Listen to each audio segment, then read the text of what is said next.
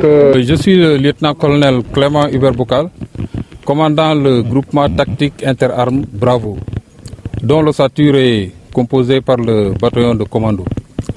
Donc vous êtes ici à Basséré, à 3 km au sud de Niassia.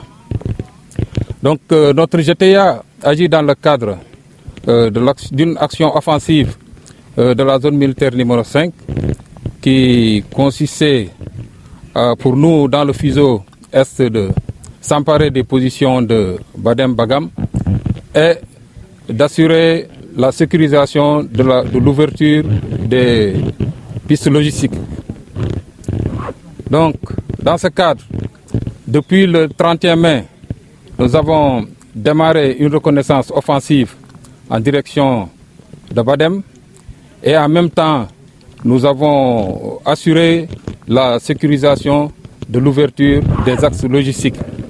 Ces pistes servaient jadis de pistes de production et qui ont fait l'objet d'un minage sauvage par le MFDC. Donc 25 mines au total ont été enlevées et détruites, dont 10 mines anti-chars et 15 mines antipersonnelles.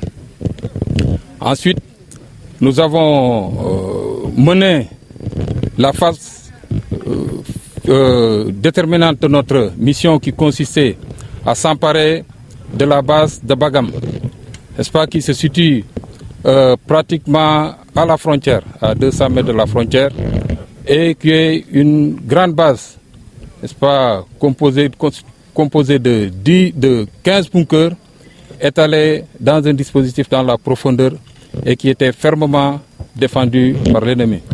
Donc après un accrochage intense qui a poussé l'ennemi à céder le terrain et à laisser sur place beaucoup de matériel, dont des roquettes d'armes anti-chars telles que les B-10, des mines antipersonnelles, 5 mines antipersonnelles.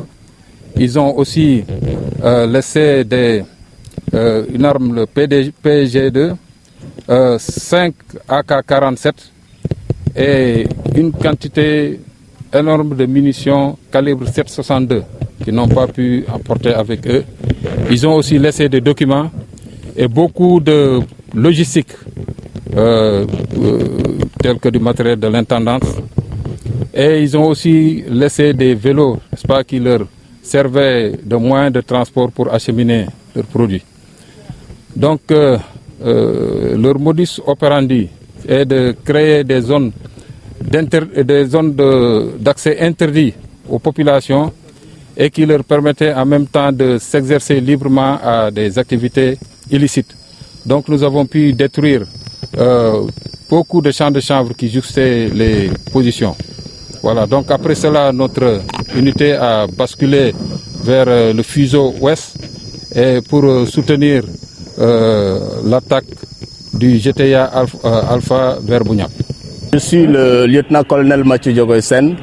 Je commande le groupement tactique interarmes Alpha dans le cadre de l'opération de sécurisation des secteurs 51 et 53 de la zone militaire numéro 5. Le groupement auquel je suis à la tête est constitué, l'ossature est constituée par le 3e bataillon d'infanterie.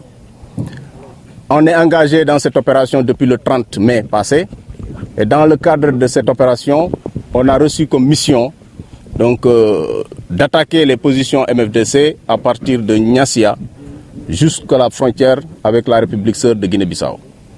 Donc la première phase de cette opération s'inscrit en droite ligne avec l'intention du commandant de zone qui donc a pour intention de parachever le rétablissement du dispositif opérationnel de la zone militaire numéro 5 à la frontière avec la République sœur de Guinée-Bissau. La première phase consistait à partir de Niassia, donc reconnaître l'axe de Edjouma-Basséré. Ça correspondait également à l'ouverture de l'axe Kouméré-Basséré-Kourin qui aujourd'hui est praticable, ça roule. C'est un ancien axe de production donc, qui quitte pratiquement la maison forestière depuis Toubacouta qui fait la boucle jusqu'à Kagit. Donc cet axe aujourd'hui est viable. La deuxième phase de l'opération consistait également à attaquer les positions MFDC à partir de Basséré. Donc les positions Basséré de Djiléor, Elliot, Djiléor 1, Djiléor 2, Elliot, Aïnga 1, que vous voyez ici, et Aïnga 2, là où nous sommes, ont été conquises. Et aujourd'hui, mon premier échelon est actuellement vers Bougnac, qui est non loin d'ici à 2 km 500 de Aïnga.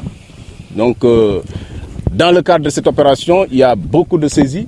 Je ne serai pas là à énumérer les saisies parce qu'on n'est pas à l'heure du bilan. Mais ce qu'il faut retenir, ce qui nous intéresse surtout, c'est les quelques roquettes, grenades, les mines et pièges qu'on a quand même eu à détruire sur place. Ça nous intéresse. Et aujourd'hui, les conditions que vous voyez ici sont créées pour le retour des populations dans leur terroir. Voilà ce que j'avais pour le moment, mon colonel. Et si la délégation veut, donc on peut procéder à une visite dynamique des sites.